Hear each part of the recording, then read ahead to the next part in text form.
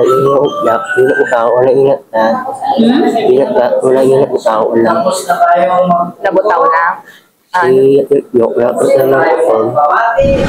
Nakitan gid lamang nga viral na sa social media. Ini ang rason sang 19 anyos nga si alias Nonoy, isa ka content creator kag dispatcher sa pagkopya sang bomb threat kag pagpadala sa Oton National High School sang Biyernes, Nobyembre 21.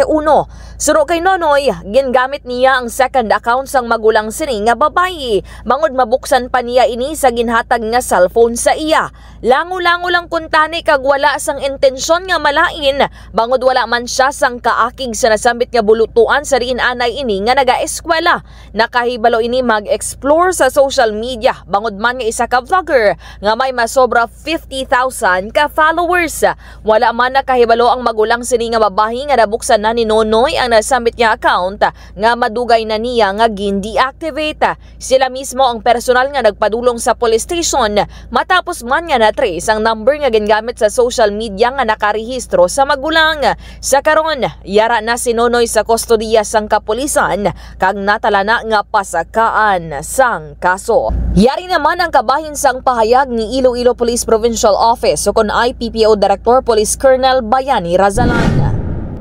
Kagaya ng sinabi sa inyo kanina, think before you click, think before you send, kasi lahat ng messages or any content na isesend nyo sa social media ay mag-iiwan yan ng footprints na with lead na ma-identify namin kayo kung hindi man immediately. On the coming days, sigurado ko malalaman namin kung sino ka. Base sa IPPO, madali na gid lamang kag malikop na o kung naubos na sa pagpangdakop ang iban pa nga nagpadala sang bomb threat. Report nagikan sa Iloilo, inisi ka K5 Kim Montaño Caluyo para sa Kampiyon nga Balita, Serbisyo Publiko kag Kalingawan sa Iloilo, K5 News FM. DTX Coffee Mix. Himo sa natural nga sangka pareho sang amarkuso, chia seeds, sugared cane extract powder. DTX Coffee Mix. Nakakapi ka na, naka-detox ka pa. DTX Coffee Mix. Mabakal sa mga butika.